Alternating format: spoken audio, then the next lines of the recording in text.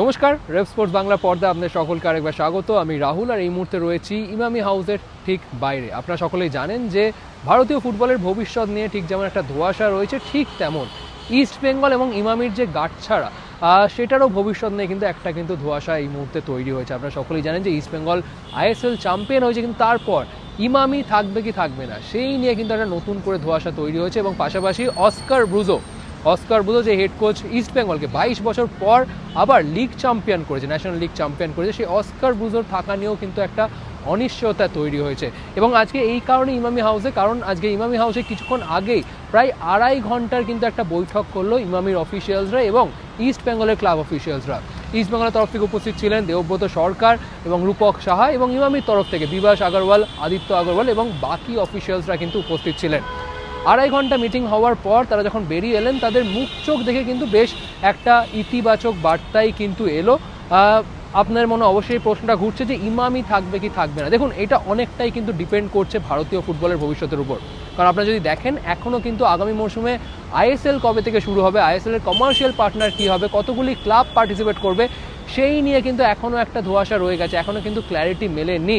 এবং আজকের মিটিংয়ে যদিও যেটা বলতে হয় যে খুব একটা কিন্তু স্পষ্ট বার্তা হলো না, আমাদের অনুমান অনুযায়ী আপনাকে যেটা বলতে পারি যে মিটিংটা হয়তো ইতিবাচক হয়েছে। আপনার অনেকে মনে যে প্রশ্ন ইমামি থাকবে কি থাকবে না, সেখান থেকে বলা যায় হয়তো শেষ মুহূর্তে দেখাতে পারে Emami will continue with East Bengal. এবং সেক্ষেত্রে আরও একটা আপনাকে বলে রাখি, কারণ আমাদের সূত্র মারফত যা সমস্ত শোনা যাচ্ছে যে ইমামি থাকতে পারে, সেই ক্ষেত্রে যে স্টেকস, যে ওনারশিপ, সেইটা কিছু শতাংশ কমে গেল, হয়তো কমে যেতে পারে ইমামির তরফ থেকে, কিন্তু ইমামি উইল কন্টিনিউ। দেখুন, এক কথায় পরিষ্কার যে ইমামি যে রেসপন্সটা পেয়েছে ইস্ট বেঙ্গল ফ্যান্স এবং ওভারঅল ইন্ডিয়ান ফুটবলে, স্পেশালি চ্যাম্পিয়ন হওয়ার পর, তারপর যে কোনো লগ্নিকারী সংস্থা কিন্তু একটা ক্লাবের সাথে কন্টিনিউ করতে চাইবে। কিন্তু আবার কোথাও গিয়ে ইমামিকে ভাবাচ্ছে ভারতীয় ফুটবলের অনিশ্চয়তা।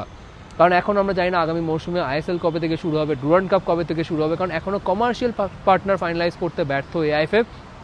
সুতরাং ইমামিও কিন্তু তাকিয়ে রয়েছে এআইএফএফের দিকে যে এআইএফএফ কবে কমার্শিয়াল পার্টনার ঠিক করে আগামী আইএসএল মৌসুম নিয়ে ক্ল্যারিটি আনবে ক্লাবদের জন্য।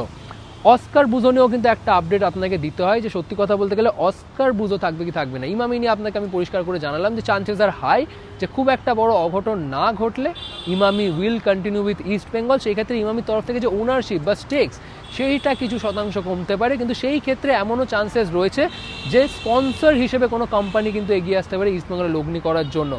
এর বেশি আমি ডিটেলস এই মুহূর্তে এই ভিডিওটা দিতে পারবো না, বাট অবশ্যই আগামী দিনে আরও কিছু সূত্র খবর পেলে, ডিটেলস পেলে আপনাদের সাথে আমরা সেগুলো শেয়ার করব। বাট এই মুহূর্তে ইমামি নিয়ে বলাই যায় যে শেষ মুহূর্তে বড় কোনো অঘটন না ঘটলে Emami will stay with East Bengal. কিন্তু অস্কার ব্রুজো তিনি থাকবেন কি থাকবেন না সেই নিয়ে কিন্তু একটা ধোঁয়াশা রয়েছে। কিছুদিন আগেও আমরা জানি বিভাস আগরওয়ালের সাথে একটা বৈঠক হয়েছে অস্কার ব্রুজনের, বাট অস্কার ব্রুজোর future with East Bengal looks gloomy. Oscar Bruzon East বেঙ্গলে কন্টিনিউ করবেন কি করবে না, কারণ আপনারা জানেন তার কন্ট্রাক্ট রিনিউয়ালের ব্যাপার আছে এবং তার কন্ট্রাক্ট কিন্তু এই মাসে শেষ হচ্ছে। অস্কার ব্রুজোর কন্ট্রাক্ট রিনিউয়াল করা হবে কি হবে না সেই নিয়ে কিন্তু এই মুহূর্তে কিন্তু একটা ধোঁয়াশা থাকছে। কিন্তু ইমামি নিয়ে বলা যায় যে chances are high Emami will continue with East Bengal. আপনার কি মতামত অবশ্যই জানান কমেন্ট সেকশনে, এবং এরকম আরও অনেক আপডেটের জন্য অবশ্যই চোখ রাখুন রেভ স্পোর্টস বাংলার পর্দায়। অসংখ্য ধন্যবাদ। আবার আপনাদের সকলের সাথে দেখা হচ্ছে পরবর্তী ভিডিওতে।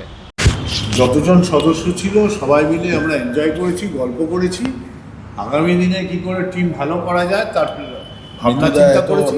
এত মিষ্টি নিয়ে এসেছিল, সেটা খেতে টাইম লাগে। এবার তো এএফসি কাপ মানে 12ই শক্তিশালী টিম করার কথা ভাবছি, যেখানে ভালোই হবে টিম তো। আর বলছি নতুন মৌসুমে কোচের নিয়ে কিছু বলার দিকে কিছু তো বলেই দিলাম যে ভালো হবে টিম, তাহলে ভালো টিম হলে তো ভালো কোচ লাগবে।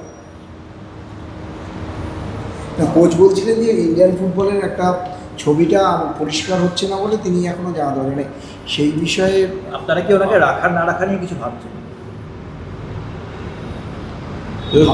কথা তো চলবেই অনেকদের সঙ্গে, কথা তো চলতে থাকবে অনেকদের সঙ্গে, তো টিম তো চালাতে হবে। ইস্ট বেঙ্গল ক্লাব আছে তো ফুটবল আইএসএল কী হবে দেখুন, একটু আইএসএলদের আপনারও একটু চাপ দিন, ওরা ক্লিয়ার করবে যদি, তাহলে তাড়াতাড়ি ডিসিশন নিতে ভালো হয়। যেহেতু এবার চ্যাম্পিয়ন হয়েছে ইমামি ইস্ট বেঙ্গলের এক্সপেকটেশনটা অনেকটা বেশি, প্রত্যাশাটা অনেকটা বেশি। আমাকে বিরক্ত করবে না তাহলে তুমি, আমারও এক্সপেকটেশন, গালাগালি দিবে না, হ্যাঁ গালাগালি না, এখানে তো প্রেশার। ফ্যান্সদের জন্য কোনো মেসেজ রাখবেন? ফ্যান্সদের জন্য কোনো মেসেজ রাখবেন? Fans, we are very happy and we are very thankful. They have stayed with us. They should continue to support football and East Bengal like this forever. And future ওই তো, they should continue. অস্কারের সাথে কি মানে চূড়ান্ত অস্কারই কি থাকছে? দেখি এসব তো সব ওপেনলি বলাও যাবে না, সব স্ট্র্যাটেজি পুরো আপনারা তো দেখছিলেন, ওরা প্র্যাকটিস করলেও একটু মানে সবাই না জানতে পারে কী রকম প্র্যাকটিস হয়। সিমিলারলি আমাদের সারা পুরো স্ট্র্যাটেজি যদি সামনে রেখে দিব তাহলে তো সেটা ঠিক না। আরেকটা যে ফরেনাররা অনেক ওপর, আমাদের ইস্ট বেঙ্গলের ফরেনারদের উপর অনেক রাইট টাইমে সব কিছু জানতে পারবে। We should wait for the right time.